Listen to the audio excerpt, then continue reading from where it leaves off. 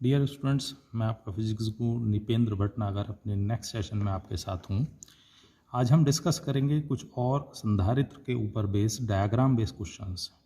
बहुत important question आज हम डिस्कस करने जा रहे हैं, तो डियर स्टूडेंट्स ज़रा तेज़ी से समझने के लिए आ जाइए। आज हम अपना नया सेशन स्टार्ट करें उससे पहले डियर स्टूडेंट्स, अगर आपने मेरा चैनल सब्सक्राइब नहीं किया तो प्लीज़ सब्सक्राइब करें, लाइक करें, शेयर करें, जिससे सारे वीडियोस आप तक पहुँचें और अधिक से अधिक छात्र उनका लाभ ले पाएँ। तो डियर स्टूडेंट, आइए स्टार्ट करते हैं। पहला क्वेश्चन आज हम ले रहे हैं। चित्र में प्रदर्शित परिपथ में बिंदु बी को पृथ्वी से जोड़ा गया है तथा बिंदु ए को 1500 वोल्ट पर रखा गया है।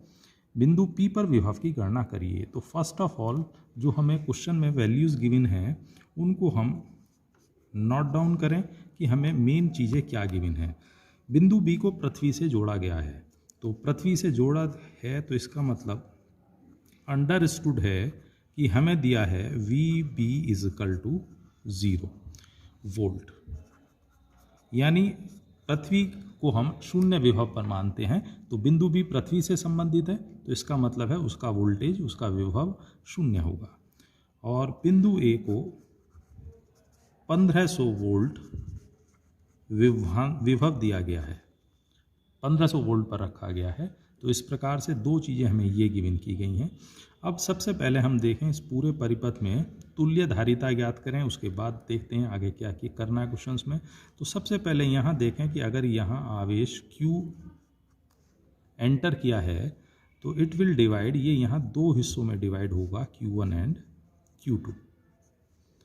Q1 आवेश इस तरीके से प्रवाहित होते हुए और Q2 आवेश, और यहाँ पर फिर वो Q में कन्वर्ट होकर के अर्थ में चला जाएगा। तो 5 और 5 माइक्रोफैरड जो दो संधारित्र हमारे गिवन हैं, दोनों में समान आवेश Q प्रवाहित हो रहा है, तो इसलिए ये कैसे होंगे, परस्पर श्रेणी क्रम में होंगे। तो यही हम ले रहे हैं। पहले 5 व 5 माइक्रोफैरड के संधारित्र परस्पर श्रेणी क्रम में हैं, अतः इनकी तुल्य धारिता, तो इनकी तुल्य धारिता अगर हम देखें तो 1/C dash is equal to 1/C1 plus 1/C2। ठीक है, तो 1/5 प्लस 1/5 इट मीन्स 2/5 हो जाएगा, या C dash is equal to 5/2 यानी 5/2, तो 2.5 माइक्रो फैरड। तो इन दोनों की तुल्य धारिता आ गई है 2.5 micro farad. It means in दो संधारित्रों की जो तुल्य धारिता हमने निकाली है वो आ गई है 2.5। अब ये यहाँ पर C डैश जो हमने निकाला है और 1 माइक्रो फैरड परस्पर समांतर क्रम में है, तो इनकी तुल्य धारिता देखें तो अब C डैश व 1 माइक्रो फैरड परस्पर समांतर क्रम में हैं, अतः इनकी तुल्य धारिता,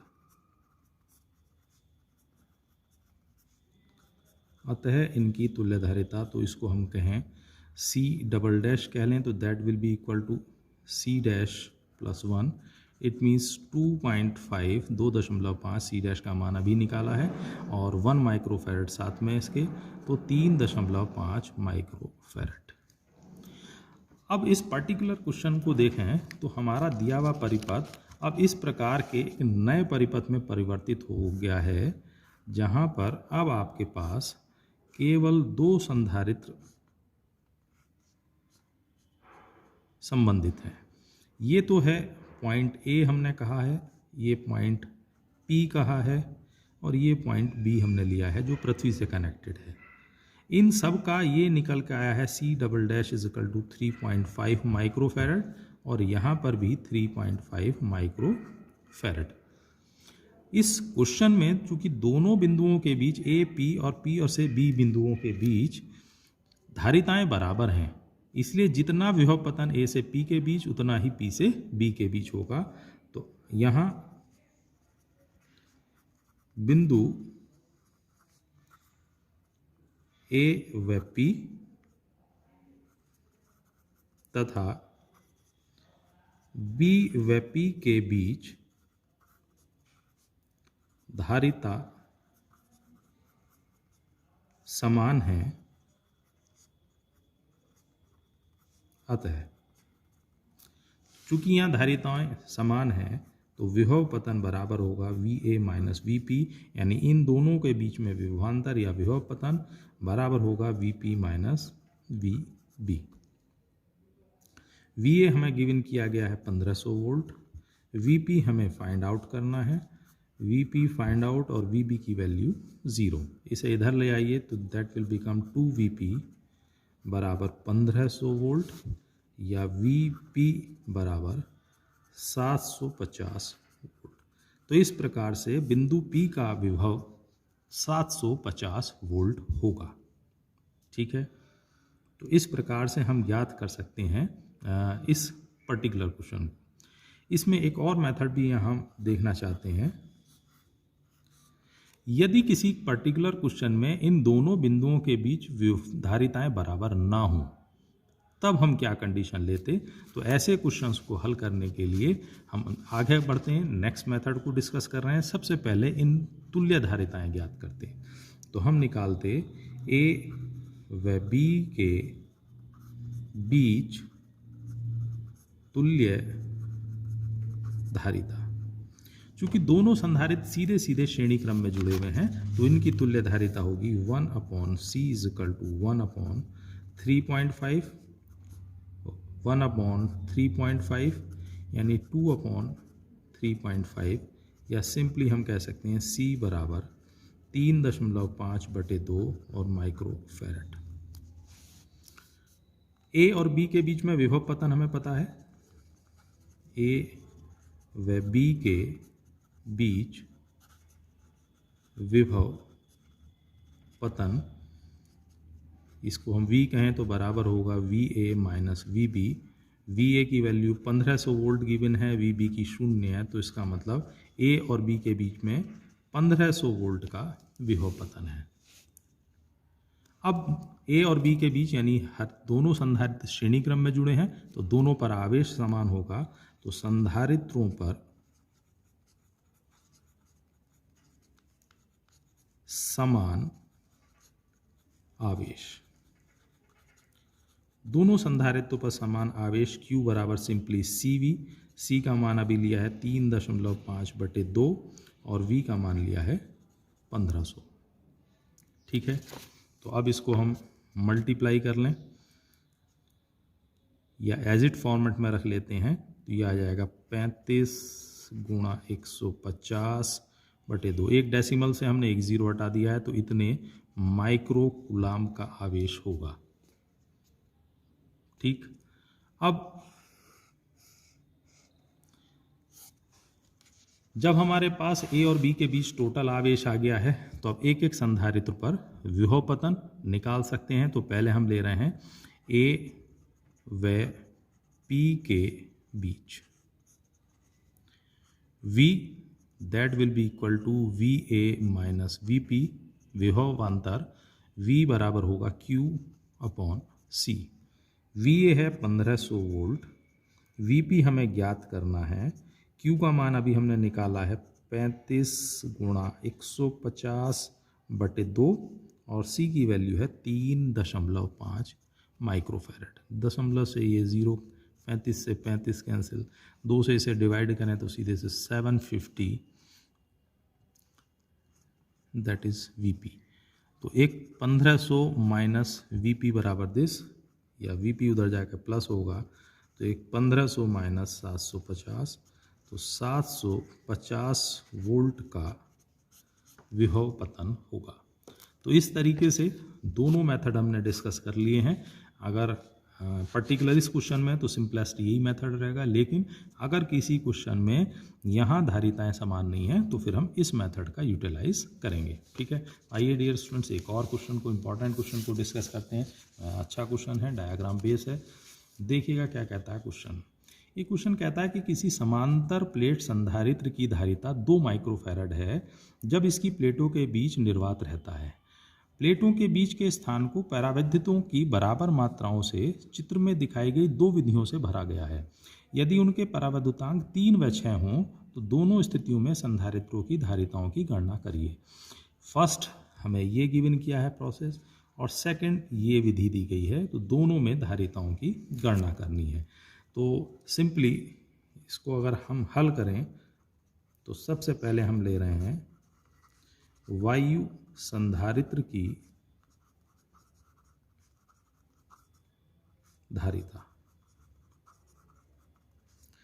तो वायु संधारित्र जिसमें हम C0 कहेंगे, that will be equal to A epsilon 0 upon D, और इसका मान गिवन किया है 2 microfarad, and this is equation number first.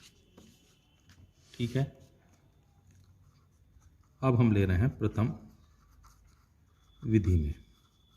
जब पहली विधि से संधारित्रों के प्लेट के संधारित्र की प्लेटों के अंदर हमने परावैद्युत भरे हैं, तो इस तरह के क्वेश्चंस को हल करते समय क्या तरीका अपनाया जाएगा उसको समझें।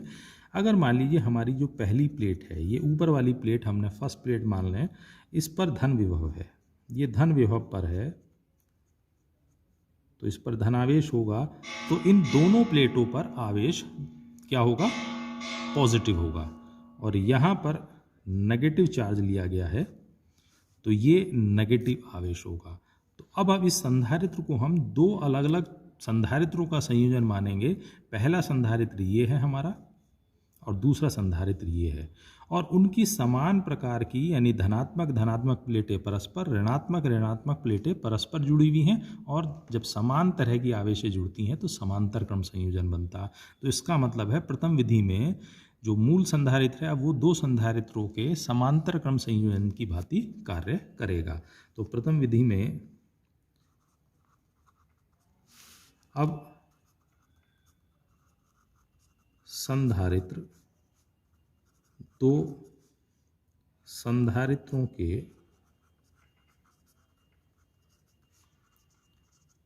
समांतर क्रम संयोजन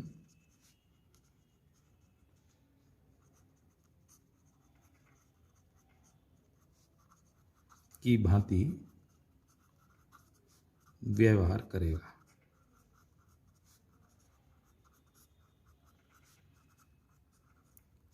अतः तुल्य धारिता, इसे अगर हम C फर्स्ट कहें, that will be equal to C1 plus C2। C1 है इस पहला संधारित्र। यहाँ देखें, अगर प्लेटों के बीच की डिस्टेंस हम D एज्यूम कर लें, मान लें कि प्लेटों के बीच की दूरी क्या थी, D, तो दोनों संधारित्रों में प्लेटों के बीच की दूरी D है, लेकिन एरिया अब हो जाएगा A/2। ठीक है, तो अब ध्यान दें, C1 की जगह आ जाएगा A की जगह आएगा A/2, K1 A/2 एप्सिलॉन 0 और अपॉन D। C की जगह आ जाएगा K2, A की जगह A/2 epsilon 0 upon D। K1 का मान है 3, A एप्सिलॉन 0 अपॉन 2D, और यहाँ K2 की वैल्यू है 6, A epsilon 0 upon 2D taken एल्सियम, और A एप्सिलॉन 0 भी कॉमन ले लें हम, तो यहाँ पर बचता है 3 + 6 यानी 9, और फर्स्ट इक्वेशन से देखें A epsilon 0 upon D can be written as 2 microfarad, तो ये आ जाएगा 9/2 और इंटू 2 माइक्रोफैरड। इट मीन्स अब इस स्थिति में 2 से 2 कैंसिल हो जाएगा तो सीधे 9 माइक्रोफैरड। तो तुल्य धारिता कितनी होगी प्रथम विधि में, 9 माइक्रोफैरड। ठीक है, अब हम देखेंगे द्वितीय विधि।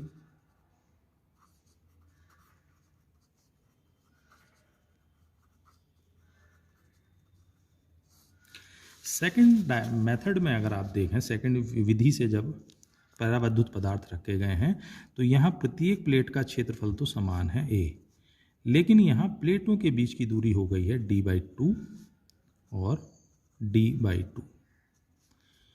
अगर ये प्लेट धन विभव पर है, ये प्लेट उसके रेस्पेक्ट में होगी ऋण विभव पर। जो यहाँ प्लेट का सिरा है ये ऋण विभव पर होगा और इसके रेस्पेक्ट में यहाँ धन विभव होगा। तो इस प्रकार से ये दो संधारित्रों के संयोजन की तरह बिहेव करेगा, जो परस्पर कैसे हैं, श्रेणी क्रम में। धनात्मक प्लेट ऋणात्मक से, ऋणात्मक प्लेट धनात्मक से जुड़ी है। तो सिंपली अब संधारित्र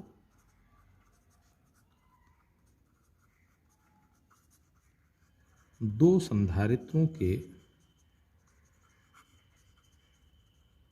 श्रेणी क्रम संयोजन की भांति व्यवहार करेगा।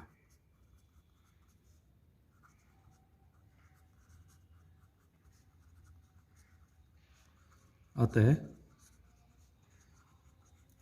तुल्यधारिता, अब श्रेणी क्रम के लिए तुल्यधारिता 1/c, और चूंकि सेकंड क्रम लिया तो c second will be equal to 1/c1 plus 1/c2।